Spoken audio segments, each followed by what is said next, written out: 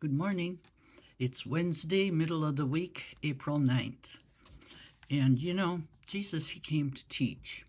And people were quite astounded by his teachings. He had, you know, knowledge that was never given before. But he also gave some really high standards, and you wonder, how can you live up to this? For instance, um, evil. You know, evil is anything that is against God, and we're supposed to abhor evil. We're supposed to stay away from it. Evil comes to destroy, steal, kill.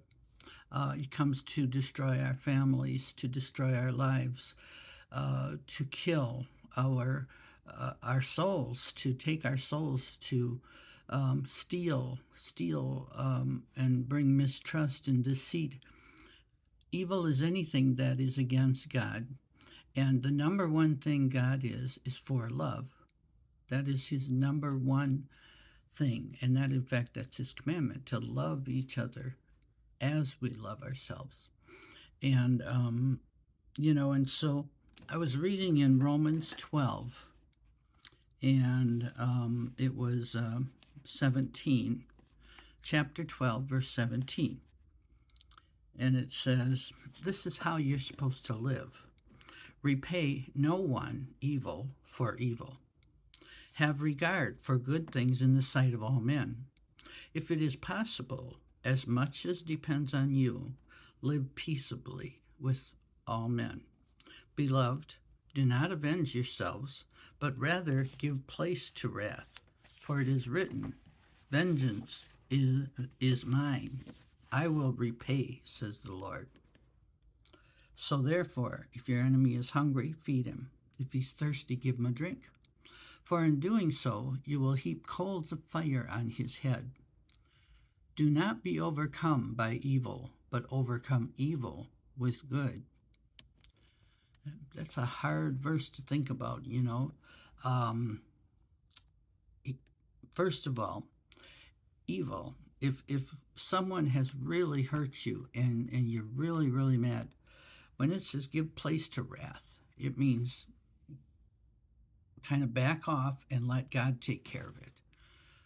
You can be angry, but don't sin. The Bible tells us that. Anger is not a sin. Reacting to anger and doing things that hurt people is a sin.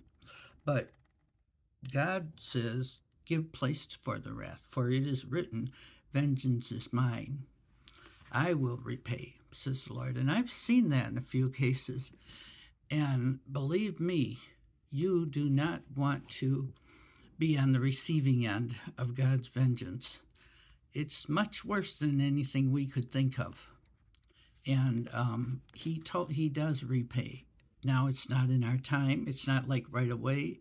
He does it in another way. And we just have to let him take care of it, because he will do it in a much bigger way, and we will feel more than justified. All we have to do is try to feed our enemy. If he's hungry, give him a drink. If he's thirsty, because if we do that, we will heap coals of fire on his head. In other words, he will be very humbled and ashamed if we are good to our enemy. So that's, and then the last verse 21 says, do not be overcome by evil, but overcome evil with good. And I think that's just, if we can try to do that, if evil has come and try to overcome it with your good works and your good soul and your good love, and pray really hard and ask God to help you with this, because it's not easy. And I'm not saying it's easy, but if everybody did that, can you imagine what the world would be if we stopped repaying our enemies and started to love all people and show the goodness and overcome the good with evil? I think our world would change if we all did that. But we start with ourselves. So you have a great day, and God bless you.